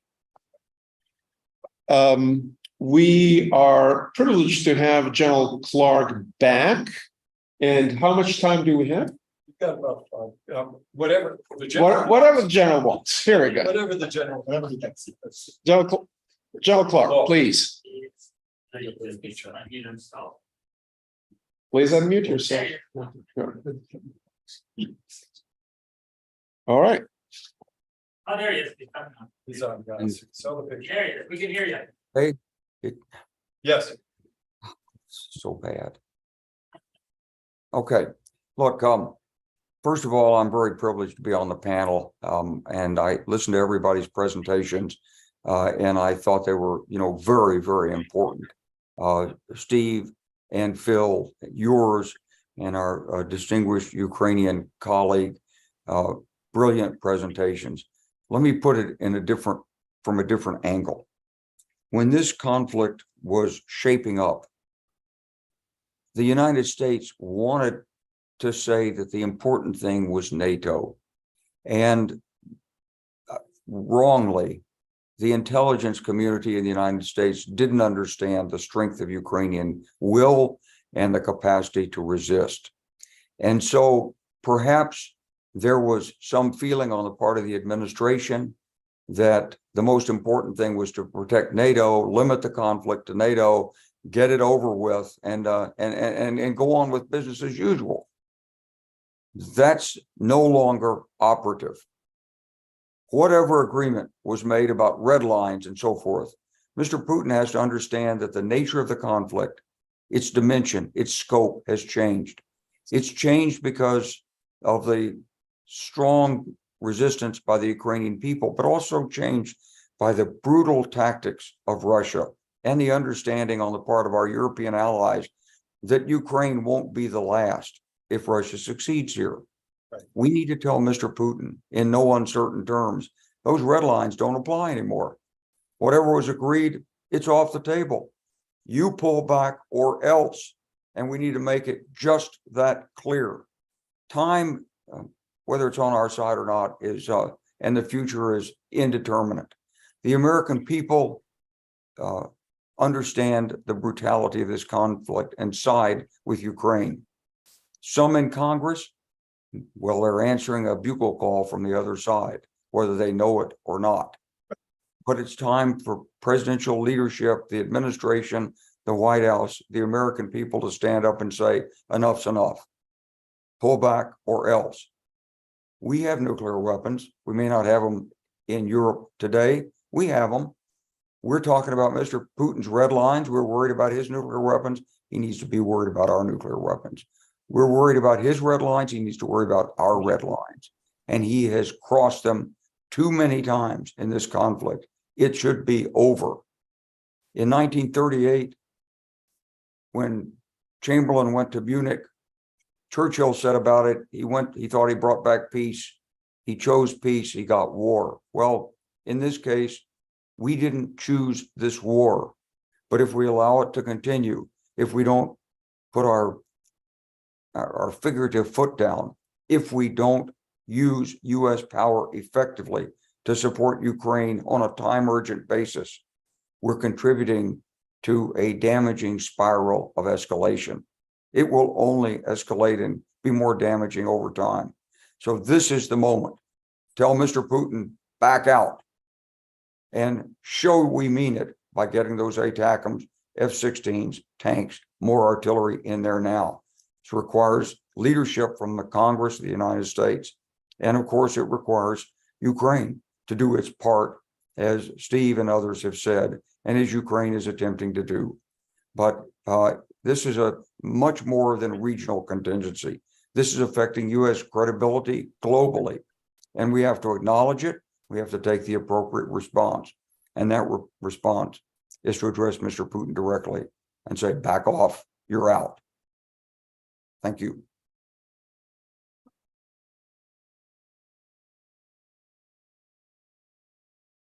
Thank you very much, General Clark. Thank you, Pavlo. Thank you, Phil. And thank you, Steve. Thank you for the audience. Terrific panel. Thank you very much. We will be back next year.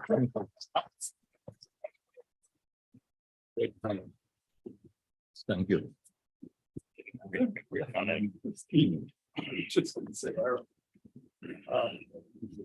I just Phil.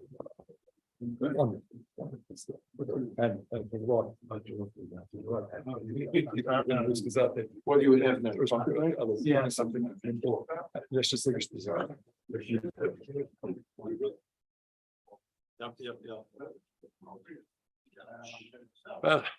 General Clark, I just wanted, after thanking everybody else, I just want to thank you again, sir. I mean, the way that you rounded this out, that's exactly it.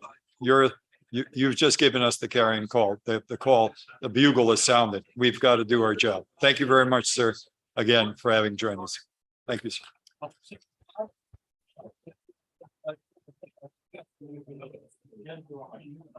All right. We've got 5 minutes and then we have to get back to our last session of the day, which is as important. Ukraine as a global, responsible global citizen. Bill.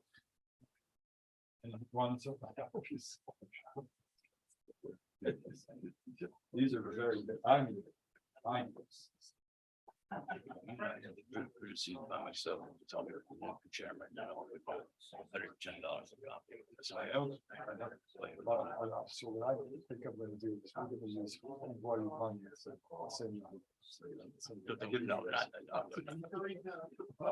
But it is. This is worth Yes.